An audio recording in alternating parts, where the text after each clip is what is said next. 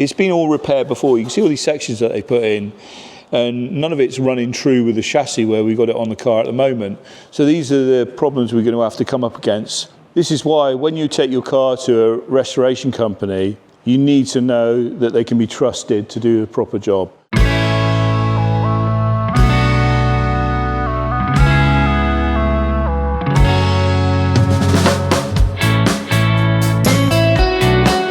I'm Daz and welcome to another video at P&K Thornton Restoration.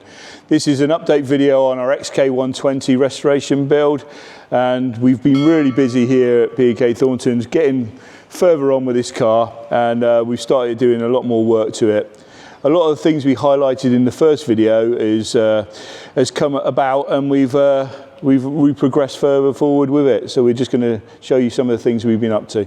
As we talked about before in the previous video, we were talking about removing the rear squab off of the back end of the car.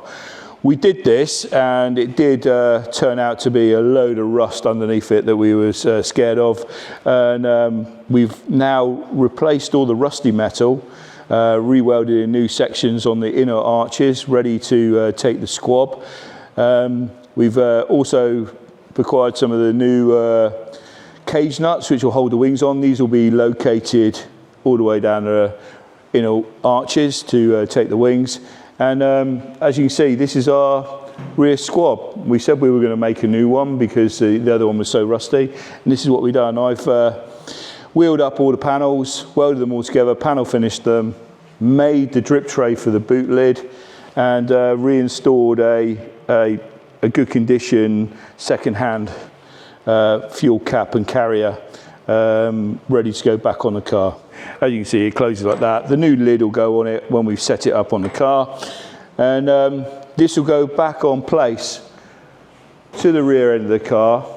After we've prepped everything on the inside, we'll prime and we'll make sure that no other rust can go in between it, and then this will be set onto the back of the car and put into position. We've got the front end back onto the chassis, lined it up to where it should be. Also, we've put the sills in position, tacked them in place and shimmed them to give us the appropriate height to the floor.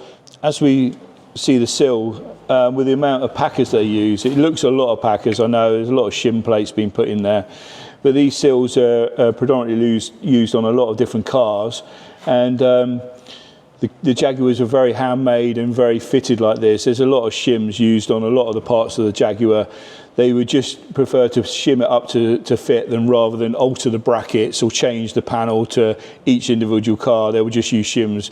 Again, for quickness, they were on the production line, they want to get these cars out, so it's easier just to chuck another shim under it rather than remake the sill. We've leveled up the sills, we leveled up the front end of the car, and now we're bringing the back end, as we talked about, onto the car now to get it into the right position.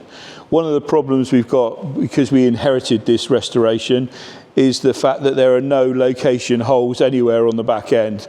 They've all been previously repaired, welded up, so we haven't got no location points that we can easily use on the car itself. So what we're having to do is swing the doors with the hinges to set where the B-posts are going to be, and then basically just square up the car as we go, cross-check measuring and checking lengths and distances to the front end of the car.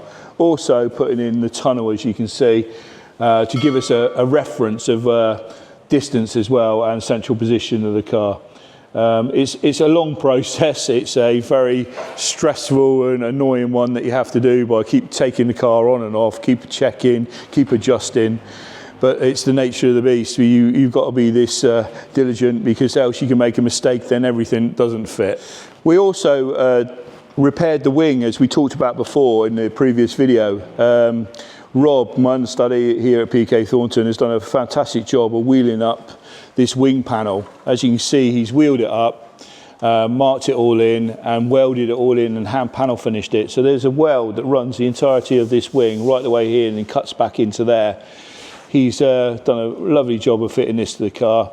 It's taken away all those little rusty holes that we thought about down here. We didn't know whether we were going to just repair the bottom half of the wing.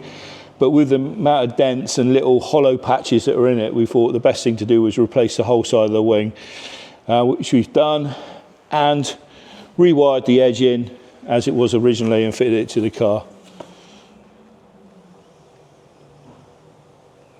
These are some of the aftermarket panels you can acquire for the XKs. These are the B-posts for the door catches.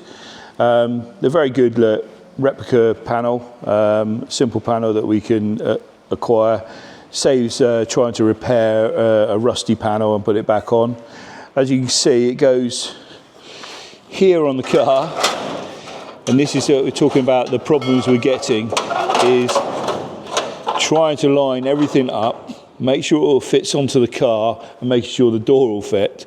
So as you can see, it's going to be a bit of a long-winded process of making sure we get everything in the right place, screwed up first before we weld anything, because you want to make sure that you can close the door, shut it, open it, lock it, and everything. And again, as we talked about the back end of the car, we need to get this position right because it has a fold-out roof which has to reach the windscreen, obviously. So you don't want to set your car up, think, oh yeah, that's brilliant, come to put the roof up and it's about 3 inches too short from the windscreen. So again, these are all things that have to be tried on the car before we commit to fully welding it into position. As we were talking about, you can see the problems we're going to have now with the back end. It's been all repaired before. You can see all these sections that they put in, and none of it's running true with the chassis where we've got it on the car at the moment. So these are the problems we're going to have to come up against. We're going to have to figure out what shims we need to put into the back end to get the back end at the right height. We're then trying to work out the datum to get the rear of the bulkhead of the back end to match the front bulkhead, keeping the back end of the car square, but also making sure it's sitting on the chassis in the right place. We're also, as we pointed out before, the B-posts, getting these into the right place so the whole back end's even into the middle of the car and forward and back, it's right for the doors.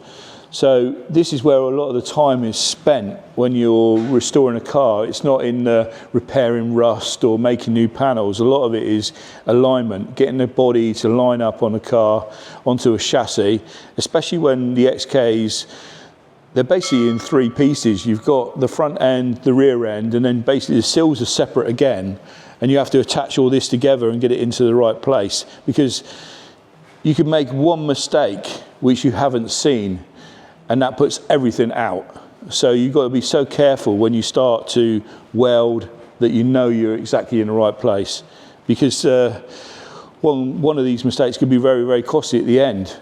You could think everything is fine, and then it could be just goes to paint. You come to start building all your rest of your car up, and then it just doesn't line up. So this is where you put the work in now. It's very frustrating, very taking things on and off again, measuring everything. And but if you do this properly, your car will come out spot on. This is why when you take your car to a restoration company, you need to know that they can be trusted to do a proper job. We've done lots of these cars over the years, not just XKs, but E-types and any other marque car. You need to take it to a place that knows what they're doing, not just telling you that they know what they're doing. They've got to be able to put the hours in so that at the end of the day, you're not paying loads of money for a car that isn't going to be right. So you need to have that trust with your company you're using that are going to do a perfect job for you. As you can see, it's got new hinges fitted to this car now.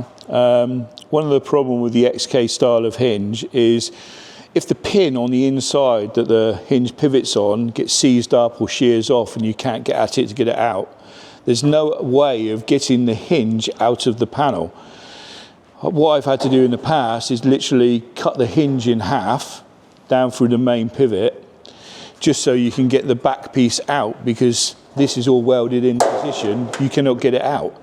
They're bolted on the front face and they're also bolted on the inner bulkhead as well. So they're like a sandwich between 2 panels.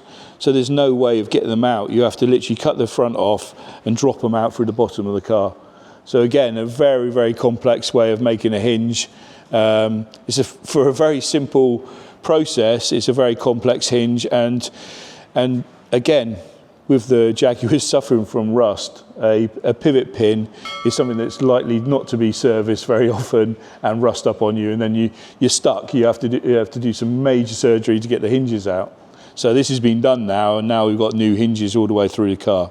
Thanks for watching this video. Hopefully it's given you a good insight into Jaguar XK120 restoration. Don't forget to like and subscribe. More videos coming soon.